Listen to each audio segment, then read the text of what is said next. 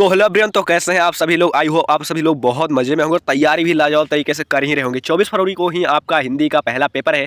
हमने अपनी classes revision वाली जो है हिंदी से ही स्टार्ट करी थी और पूरा व्याकरण जो है हमने खत्म कर लिया है और बाकी के टॉपिक भी हम आज खत्म कर लेंगे। और कल हम लेकर आएंगे पूरा आपका 5 घंटे का मैराथन, जिसमें कंप्लीट हिंदी आपका हमें कंप्लीट करवा दूंगा एग्जाम से पहले। ठीक है, इसलिए कल की क्लास में जुड़ना ना भूले। बाकी अगर आपने नहीं देखा है तो आप जाकर हिंदी व्याकरण वाली क्लास जरूर देख लीजिए एग्जाम से पहले, क्योंकि आधे घंटे की क्लास में मैंने पूरा हिंदी व्याकरण आपका पूरा कंप्लीट करवा रखा है। देखना बिल्कुल भी ना भूलिएगा, एग्जाम से पहले देख लीजिएगा। ठीक है, क्लास 12th का वो पड़ा हुआ है, बाकी क्लास 10th वालों के लिए भी उसमें पत्र लेखन, निबंध लेखन, बाकी सब कई टॉपिक है उसमें। लेकिन आज की इस क्लास में ठीक है, मैं आपको पत्र लेखन, निबंध लेखन तो दोबारा करवा दूंगा और आज ही करवाऊंगा, और इस क्लास में नहीं करवाऊंगा। लेकिन इस क्लास में मैं आपको सभी इंपॉर्टेंट साहित्यिक परिचय करवाने वाला हूं, जीवन परिचय करवाने वाला हूं। मुझे पता है कि हाँ, मेरे बहुत से भाई लोग होंगे जिनको याद करने में काफ़ी कठिनाई हो रही होगी। ठीक है, बहुत सारे टेंशन लेकर बैठे होंगे कि याद नहीं हो रहा भैया, कैसे हम याद करें इसको। तो आज इसको दिक्कत लेने की कोई टेंशन नहीं है। ठीक है, अब मैं यहाँ पर आपको पूरा याद करवा दूंगा। आपको सिर्फ आपको कुछ नहीं करना, सिर्फ आपको सुनना है। ठीक है, सिर्फ आपको सुनना है। आपको पूरा जो साहित्य परिचय, जीवन परिचय आने वाला है याद हो जाएगा। और मैं पहले ही बता देता हूँ, यह क्लास 10th और क्लास 12th दोनों के लिए है। इसका मतलब क्या भैया, व्यूज बढ़ाने के लिए कह रहे हो क्या? नहीं भाई, देख लो, क्या क्लास 10th में हजारी प्रसाद द्विवेदी का जीवन परिचय नहीं है? क्या क्लास 12th में नहीं है? क्या बताओ मुझे कि मैथिली शरगुप्त 10th 12th में दोनों में नहीं है? मैथिली और जयशंकर प्रसाद 10th 12th में दोनों में नहीं है? इसीलिए बोल रहा हूँ भैया, या क्लास 10th और क्लास 12th दोनों के लिए है। ठीक है, तो कोई भी हो आप देख सकते हो, क्लास 10th वाले या क्लास 12th वाले। ठीक है, और खास करके मेरे ज्ञानोदय के गुरुजी के स्टूडेंट्स हैं, वो तो जरूर इसे बिल्कुल भी मिस ना करें। ठीक है, मैं आपको याद करवा दूंगा बहुत ही आसान शब्दों में। इसके साथ ही साथ मैं आपको बोर्ड एग्जाम की कॉपी दिखाने वाला हूं और बताऊंगा कि हाँ, आपको कैसे लिखना है, ताकि आपको पूरा एक भी नंबर ना कटे। ठीक है, चलिए फिर फटाफट शुरू करते हैं बिना 1 सेकंड देरी करते हुए, क्योंकि एक सेकंड की यार कितनी इंपॉर्टेंस है इस समय। हाँ, मुझे पता है। ठीक है, बाकी आप मुझसे बेहतर तो आप लोग ही जानते होंगे ना। ठीक है, चलिए शुरू करते हैं। सबसे पहले मैं आपको बता देता हूँ कौन कौन से साहित्यिक परिचय जो आज की इस क्लास में करने वाले हैं। 1 सेकंड, मेरा बरस कहाँ रह गया? ठीक है, 1 सेकंड पर लेकर आता हूँ मैं। ठीक है, आ गया क्या? नहीं आया, अभी भी नहीं आया। 1 सेकंड बस रुकना, 1 सेकंड बस, 1 सेकंड यार, बस आ गया। चलो ठीक है, मैं दोबारा चलता हूँ।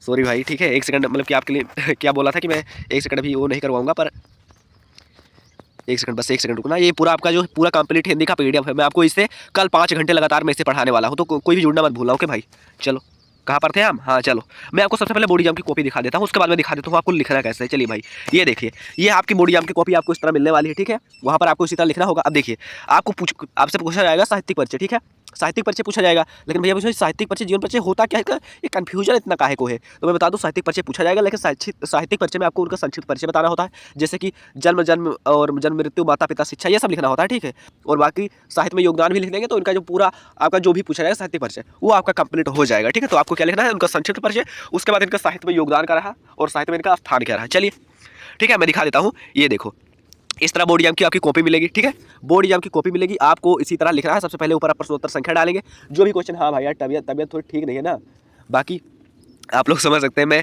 आपको रिवीजन करवा दूंगा भाई। 2 ही दिन बचा हुआ, अभी क्या इतने भी बीमार थोड़ी है कि नहीं लेकर आ सकते ना।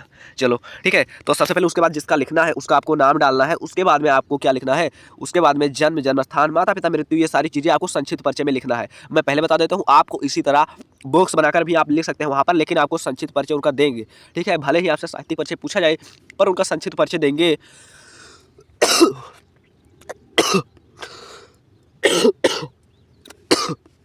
सॉरी भाई, मतलब क्या करूँ, मेरी तबीयत ज़्यादा ठीक नहीं है ना, फिर भी मैं आपको कल 5 घंटे की पूरे मैराथन लेकर आ रहा हूँ, तो उसमें जुड़ना ना भूलें। ठीक है, चलो शुरू करते हैं। तो मैं बता रहा था कि हाँ, आपको सबसे पहले क्या करना है, सबसे पहले आपको इस तरह बॉक्स बना लेना है और इसमें उनका संक्षिप्त परिचय लिख देना है। अब है संक्षिप्त परिचय में क्या लिखेंगे? जन्म लिखेंगे, जन्म स्थान, और क्या हो गया, माता पिता और मृत्यु। ठीक है, बस इतनी चीज़ें लिख देना है आपको, बस और कुछ नहीं लिखना है। संक्षिप्त परिचय में यही बोलूँगा, इतनी सारी चीज़ें लिख दो। उसके बाद में मैं आपको बता देता हूँ लिखना कितना रहता है। आपको लिखना कितना रहता है, अब देखो, बहुत सारे बच्चे होते हैं कि कोई तो मतलब कि 2-2 पेज तक लेकर जाते हैं, पर मैं बता दूँ, इसको सिर्फ आपको 80 वर्ड में लिखना होता है, 80 वर्ड में। ठीक है, 80 वर्ड में आपको लिखना रहता है। इसीलिए आपको क्या करना है, इसीलिए आपको सिर्फ 80 वर्ड में लिखना है। 80 से आप 100 कर लीजिए, 120 भी कर लीजिए, पर 150 से ऊपर मत जाइएगा, क्योंकि हिंदी में बहुत सारा कुछ लिखना होता है, इसलिए बाकी भी क्वेश्चन तो करने हैं। तो इसलिए अगर कोई भी क्वेश्चन छूट जाएगा तो उसके तो नंबर नहीं मिलने वाले। ठीक है, इसीलिए आपको क्या करना है, जितना नंबर का बोला जाए उसी को अकॉर्डिंग करना है, जितना वर्ड में बोला जाए उतना ही करना है। जैसे हिंदी में बहुत सारा लिखना होता है ना, साहित्य परिचय, जीवन परिचय, गद्यांश हो गया, व्याख्या हो गया पूरा उसका, और उसके बाद में खंडकाव्य हो गया, पत्र लेखन, निबंध लेखन, बहुत सारा चीज़ लिखना होता है, इसलिए टाइम टेबल को मैनेज करके चलिएगा। चलो हाँ, तो इस तरह आपको लिख देंगे संक्षिप्त परिचय। उसके बाद में आप यहाँ पर इनका साहित्य में योगदान लिख देंगे कि साहित्य में यही योगदान लिखना होता है कि हाँ, साहित्य में उन्होंने कौन सा स्थान प्राप्त किया। उसके बाद में इनका साहित्य में योगदान क्या रहा। उसके बाद में रचनाएं लिख देंगे, रचनाएं मैंने ऊपर यहाँ पर लिख दिया था, तो आपको पूरे नंबर मिल जाएंगे। ठीक है, चलिए अब हम देख लेते हैं हाँ कौन कौन से साहित्यिक परिचय जो आज की इस क्लास में हम करने वाले हैं साहित्यिक जीवन परिचय। तो मैं बता दूं क्लास 10th और क्लास 12 या दोनों के लिए दोनों ही देख सकते हैं, क्योंकि इस क्लास में हम पहले तो मैं बता देता हूँ कौन कौन से हम देखने वाले हैं। भैया साहित्यिक परिचय हजारी प्रसाद द्विवेदी का देखने वाले हैं, ठीक है। उसके बाद में किसका देखने वाले हैं, और एक और है हम मैथिली शरणगुप्त है, और एक है जयशंकर प्रसाद, और चौथा है महावीर वर्मा। 4 ही साहित्य परिचय करने वाले हैं और जीवन परिचय तो आप जरूर देख लिए। बाकी क्लास 10th वालों और क्लास 12th वालों दोनों के लिए एक एक मैं इंपॉर्टेंस और बता देता हूँ। क्लास 10th वाले आचार्य रामचंद्र शुक्ल का ऐड कर लेना इसमें, और क्लास 12th वालों इसमें वासुदेव शरण अग्रवाल का ऐड कर लेना। बाकी सब पूरा जो आपका साहित्य परिचय यही तैयार कर लेना, यही जीवन परिचय तैयार कर लेना, ठीक है। चलिए सबसे पहले हम साहित्यिक परिचय देख लेते हैं हजारी प्रसाद द्विवेदी का, उसके बाद हम देखेंगे किसका, उसके बाद हमारा आ जाएगा मैथिली शरणगुप्त का, ठीक है। चलो मैं इसलिए आपको यहाँ पर करवा रहा हूँ क्योंकि यहाँ पर देखिए इसमें मैंने आपको बोर्ड एग्जाम की कॉपी दिखा दी, आपको लिखना तो इस तरह है, ठीक है। लेकिन आपको वर्ड देखिए, आपको इसमें याद करने में दिक्कत होगी अगर मैं यही पूरा करवाऊंगा। देखो यहाँ पर कितने कठिन वर्ड में लिखा हुआ है, कितने कितने कठिन वर्ड में, और क्वेश्चन बैंक उठाकर देखेंगे तो उसमें बहुत ज़्यादा कठिन वर्ड में दिया होता है। तो इसलिए मैं इसे बहुत ही आसान शब्दों में मैंने इसे कन्वर्ट किया है, ठीक है। और देखिए यहाँ पर कितना आसान हम आपको बताने वाले हैं, इसलिए आपको इसे यही याद करना है, जितना बता रहे हैं उतना ही लिखना है, 80 वर्ड से ज़्यादा नहीं लिखना है, ठीक है। 100 कर लीजिए पर उससे ऊपर मत जाइएगा। चलिए तो सबसे पहले क्या लिखना है, सबसे पहले आपको साहित्यिक परिचय पूछा जाएगा। सबसे पहले सॉरी ये तो 12th का है, हाँ चलिए हजारी प्रसाद द्विवेदी, ठीक है। सबसे पहले आपको क्या करना है, सबसे पहले आपको जीवन परिचय लिखना है, चाहे आपसे कुछ भी पूछा जाए, जीवन परिचय साहित्यिक परिचय। उसके बाद में इनका साहित्यिक परिचय लिखना है, ठीक है। उसके बाद में क्या लिख देना है, इनकी रचनाएं, तो आपको इस तरह पूरे नंबर मिल जाएंगे, ठीक है। रचनाएं नहीं आता है आपको तो उसका भी हम ट्रिक बताएंगे। चलो ठीक है शुरू करते हैं। सबसे पहला हमारा जीवन परिचय हजारी प्रसाद द्विवेदी का, ठीक है। हेडिंग डालेंगे हजारी प्रसाद द्विवेदी। सबसे पहले क्या लिखेंगे, जीवन परिचय। जीवन परिचय में थोड़ा सा लिखेंगे कि हाँ मतलब कि 4-5 लाइनों में, ज़्यादा नहीं, ठीक है। उसके बाद साहित्य परिचय लिखेंगे। जीवन परिचय में क्या लिखेंगे, जन्म हो गया, जन्म स्थान हो गया, माता पिता मृत्यु, बस 4 चीज़ें, ठीक है। उसके बाद साहित्यिक परिचय लिख देंगे, रचनाएं, तो इस तरह पूरे नंबर मिल जाएंगे। चलिए सबसे पहले क्या लिखना शुरू करते हैं, जीवन परिचय में इसे थोड़ा चेंज कर लेता हूँ, हाँ ये रहा। चलो क्या लिखेंगे, सबसे पहले लिखेंगे देखिए जीवन परिचय में मैंने आपको बता दिया लिखना क्या रहता है, 4 से 5 लाइन में लिखना है। अब कुछ लोग बोलेंगे क्या इतना लिखने से पूरा नंबर मिल जाएगा, बिल्कुल मिलेगा। 80 वर्ड में ही लिखना रहता है, पूरा गिन लो इसे और साहित्यिक परिचय मिला करो तो इससे ज़्यादा ही हो जाएगा ना, तो ज़्यादा ही लिख रहे हैं तो नंबर क्यों कटेगा। चलिए लिखते हैं जीवन परिचय, और उसके बाद लिखना शुरू करेंगे। आचार्य हजारी प्रसाद द्विवेदी का जन्म 1907 ईस्वी में बलिया जिले का दूबे का छपरा नामक ग्राम में हुआ था। आचार्य हजारी प्रसाद द्विवेदी का जन्म 1907 ईस्वी में बलिया जिले के दूबे का छपरा नामक ग्राम में हुआ था। अब यहाँ पर क्या करेंगे, जो भी इंपॉर्टेंट कीवर्ड है उनको आप अंडरलाइन कर देंगे। जैसे कि इनका क्या होगा, जन्म हो गया 1907 ईस्वी और बलिया जिले के दूबे का छपरा, इसको आप अंडरलाइन कर देंगे या फिर आप ब्लैक पेन से लिख देंगे। इससे टीचर की नज़र तुरंत ही उस पर पड़ेगी और बिना पूरा पढ़े आपको नंबर दे देगा, ठीक है। तो इसे आप अंडरलाइन कर दीजिए या फिर आप ब्लैक पेन से भी इसे लिख सकते हैं। चलिए ठीक है, उसके बाद क्या लिखेंगे, ये हो गया इनका जन्म। उसके बाद में अब इनके पिता का नाम श्री अनमोल द्विवेदी और माता का नाम ज्योतिषमती था। पिता का नाम अनमोल द्विवेदी, माता का नाम ज्योतिषमती। किसी किसी बुक में ज्योतिकली भी लिखा होता है, लेकिन वो सही आंसर नहीं है, सही जो इनका नाम है ज्योतिषमती ही है, ठीक है। उसके बाद क्या लिखेंगे, इन्होंने हिंदी एवं संस्कृत भाषाओं का गहन अध्ययन किया। सन 1930 ईस्वी में काशी विश्वविद्यालय से ज्योतिषाचार्य की परीक्षा उत्तीर्ण की, ठीक है। इनके पिता भी एक ज्योतिषी थे तो इन्होंने भी ज्योतिष की ही परीक्षा उत्तीर्ण की। पर आज के ज़माने में ऐसा नहीं है कि हाँ राजा का बेटा ही राजा बनेगा, ठीक है। तो इनके पिता ज्योतिष थे तो इन्होंने भी ज्योतिष की पढ़ाई की। उसके बाद में सन 1957 ईस्वी में भारत सरकार ने इन्हें पद्म भूषण की उपाधि से विभूषित किया, सम्मानित किया, अलंकृत किया, ठीक है। और 1979 ईस्वी में क्या हुआ, रोग से पीड़ित होने के कारण यह महान साहित्यकार चिर निद्रा में हमेशा के लिए सो गया। कहने का अर्थ है भैया कि इनका देहांत हो गया, ठीक है। बस इतना लिखना है आपको। चलिए उसके बाद हम देख लेते हैं इनका साहित्यिक परिचय। साहित्यिक परिचय क्या लिखेंगे कि हाँ साहित्य में इन्होंने क्या योगदान दिया, ठीक है। बस और ज़्यादा कुछ नहीं लिखना होता है, ठीक है। इनकी कुछ रचनाएं और अगर कोई पत्रिका इन्होंने निकाला तो उसे भी लिखना होता है, ठीक है। चलिए लिखते हैं, आचार्य हजारी प्रसाद द्विवेदी साहित्य के एक प्रख्यात निबंधकार, कौन कौन क्या क्या थे, निबंधकार थे, आलोचक थे, संपादक थे, उपन्यासकार भी थे, और इसके अतिरिक्त इसे एक कुशल वक्ता मतलब जहाँ भी सभाएँ होती थी वहाँ पर ये भाषण देने पहुँचते थे और लोगों को, हाँ एक सेकंड, हाँ सही है, चलो ठीक है। तो जहाँ भी एक कुशल वक्ता भी थे और इसके साथ साथ ही एक सफल अध्यापक भी थे, एक टीचर भी थे, ठीक है। और ये बांग्ला तथा संस्कृत के प्रख्यात विद्वान थे, यानी संस्कृत की तो उन्होंने उपाधियाँ प्राप्त ही कर रखी थी, ज्योतिषाचार्य की परीक्षा तो कर ही चुके थे, मतलब कि पास ही कर चुके थे। उसके साथ ही साथ इन्होंने ये बांग्ला के भी विद्वान थे और इनकी रचनाओं में नवीनता एवं प्राचीनता दोनों का समन्वय था। यानी इनकी अगर रचनाएं देखेंगे तो उसमें आपको भारतीय इतिहास के भी दर्शन होंगे, उसके साथ ही साथ आपको नए युग का भी आभास होगा। इसके इन्होंने अभिनव भारती तथा विश्व भारती ग्रंथ का संपादन किया। इनके 2 ग्रंथ थे, कौन कौन से, अभिनव भारती और विश्व भारती ग्रंथ का इन्होंने संपादन किया। आधुनिक युग के गद्यकारों में आचार्य हजारी प्रसाद द्विवेदी का महत्वपूर्ण स्थान है। उनके विषय विवेचन में गंभीरता और शालीनता स्पष्ट रूप से प्रकट होती है, ठीक है। चलिए ये इनका हो गया साहित्यिक परिचय। बस इसे थोड़ा सा बड़ा लिखेंगे क्योंकि मेनली साहित्यिक परिचय ही पर ही फोकस करना चाहिए, पूछा ही जाता है, लेकिन आपको जीवन परिचय भी बताना होता है। ठीक है, चलिए रचनाएं लिख देंगे, हेडिंग डालेंगे कृतियाँ और रचनाएं। हाँ, कृतियाँ या फिर रचनाएं, कुछ भी आप लिख दीजिए, कृतियाँ लिखिए या फिर रचनाएं, और फिर लिखना स्टार्ट करेंगे। क्या लिखेंगे? आचार्य हजारी प्रसाद द्विवेदी की रचनाएं निम्नलिखित है, कृतियाँ निम्नलिखित है, निम्न रचनाएं की हैं, कुछ भी लिख देंगे। और उसके बाद में इस तरह आप अगर नहीं लिखना जानते हैं तो अभी हम इसका ट्रिक भी बताएंगे। ठीक है, चलिए आपको क्या करना है, सबसे पहले निबंध डालेंगे। निबंध में कौन कौन सा इनका हो जाएगा? अशोक के फूल हो गया, कुटुज हो गया, कल्पलता, आलोक पर्व। ठीक है, ये सब इनके निबंध हो गए। और ये एक उपन्यास है, ये बहुत ज़्यादा पूछा जाता है। ठीक है, बाणभट्ट की आत्मकथा। ठीक है, ये एमसीक्यू में भी पूछा गया था पिछले साल, और बहुत सारे बच्चे गलती करके आए थे। बाणभट्ट की आत्मकथा किस विधा की रचना है, पूछा गया था, और लोगों ने देखा आत्मकथा तो आत्मकथा पर टिक कर दिया था, लेकिन यह आत्मकथा नहीं है, यह एक उपन्यास था। ठीक है, तो क्या है? बाणभट्ट की आत्मकथा और पुनर्नवा, यह इनके उपन्यास है। आलोचना साहित्य की बात करें तो साहित्य साचर और सुर साहित्य कबीर। इतिहास की बात करें तो हिंदी साहित्य और हिंदी साहित्य का आदिकाल।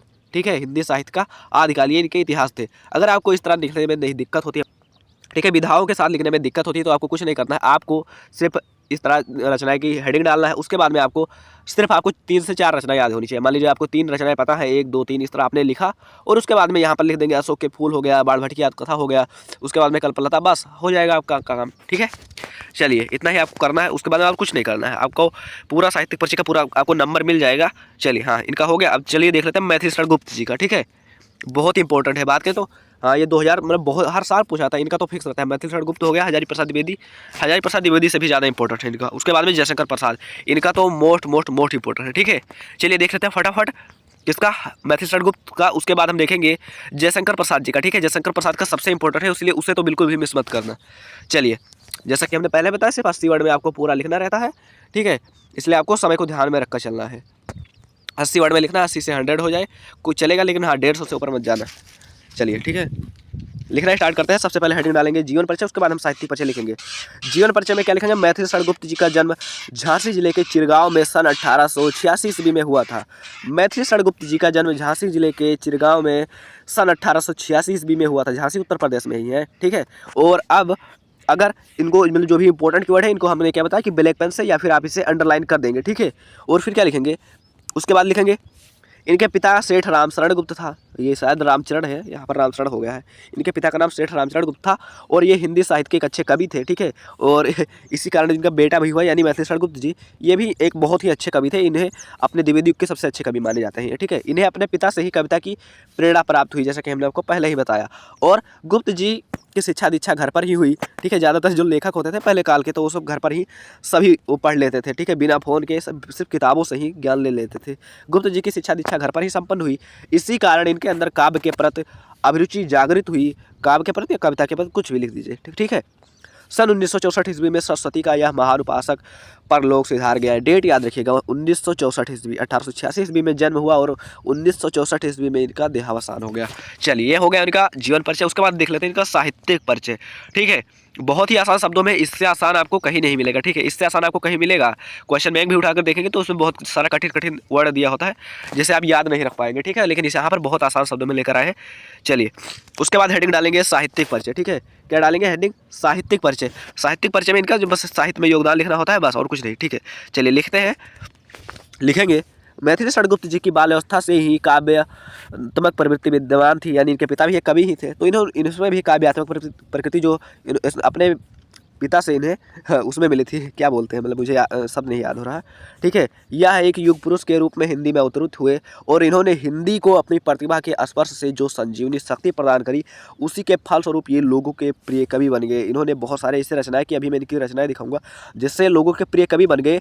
और गुप्त जी राष्ट्र प्रेमी कवि थे। ठीक है, कई बार कई आंदोलन में भाग लिया और जेल भी गए थे। ठीक है, और इनकी रचनाओं, एक सेकंड, ठीक है, इनकी रचनाओं में राष्ट्र प्रेम कूट कूट कर भरा है। आप देखेंगे, हाँ भारत भारती एक रचना की थी इन्होंने, उसमें इनका राष्ट्र प्रेम जो है दिखाई देता है। ठीक है, देखेंगे, और उस पर इन्हें एक पुरस्कार भी मिला था, अभी मैं दिखाऊंगा इसको मतलब कि बताऊंगा। इसी कारण से इन्होंने हिंदी साहित्य के विद्वानों ने राष्ट्र कवि की उपाधि से विभूषित किया। देखा आपने, राष्ट्र कवि। ठीक है, एक रामधारी दिनकर थे राष्ट्र कवि, और दूसरा मैथिली शरण गुप्त जी। ठीक है, दोनों याद रखिएगा। ठीक है, और इन्हें द्विवेदी युग का सबसे अधिक लोकप्रिय कवि माना जाता है।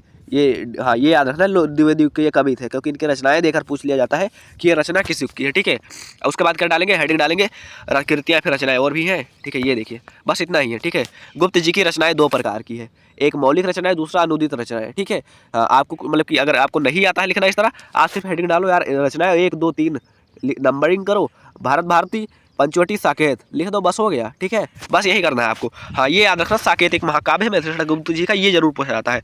और मैथिली गुप्त की जो पहली रचना थी ये भारत भारती थी। ठीक है, ये याद रखना। चलिए अगला देख लेते हैं, जयशंकर प्रसाद जी का मोस्ट इंपॉर्टेंट साहित्यिक और जीवन परिचय, दोनों क्लास के लिए है।